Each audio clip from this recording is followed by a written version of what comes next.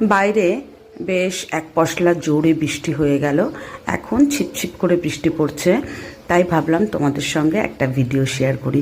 Actual কেউ যদি আমার কাছে কিছু বলে, সেটা যতক্ষণ না ফুলফিল করতে পারছি আমার ভালো লাগে না।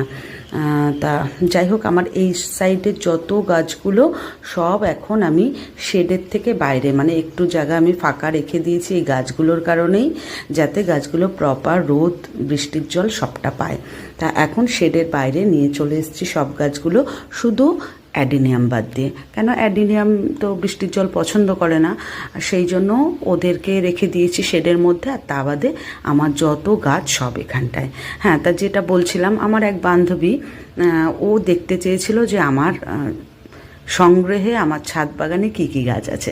তা গাছ তো প্রচুর আছে, এখন নাম বলতে গেলে পারে ভীষণ বড় ভিডিওটা হয়ে যাবে, সেই জন্য সব গাছের নাম আমি বলবো না, তবে চেষ্টা করছি তোমার দেখানোর। দেখো, মানে ছাদের কোনো জায়গায় বাদ দিইনি গাছ লাগানোর ক্ষেত্রে, সমস্ত জায়গায় সমস্ত গাছ আছে। আর যেহেতু এখন বর্ষাকাল, এখন ভীষণ একটা বড় সুযোগ যে যে গাছই লাগাবো মোটামুটি হয়ে যাবে, সেই কারণে।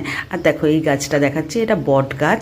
এই বট গাছটার বয়স 7 থেকে 8 বছর, মানে সুন্দর ঝুড়ি নেমে গেছে বট গাছে। আর হচ্ছে এইটা আমার মাসুমনি বাড়ির থেকে নিয়ে এসেছিলাম, আমার ভীষণ প্রিয় নাকচম্পা। আবার কলকে ফুলে গাছেও দেখো এবছর ফুলটা হয়নি, কারণ একটু ঝাপড়া করার চেষ্টা করছি, যার জন্য কাটিং করে দিয়েছিলাম। আর যেটা দেখাবো বলে আজকে মেন ভিডিওটা করা, সেটা হচ্ছে ড্রাগন ফল।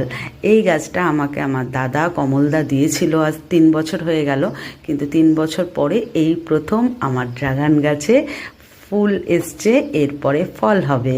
সো আমি ভীষণ হ্যাপি, তাই ভাবলাম এক কাজে দু কাজ ছেড়ে ফেলি, ভিডিওটা বানিয়ে ফেলি, তোমরাও দেখবে সমস্তটা, আর আমার ড্রাগন ফল গাছটাও শেয়ার করা হয়ে যাবে। So tata.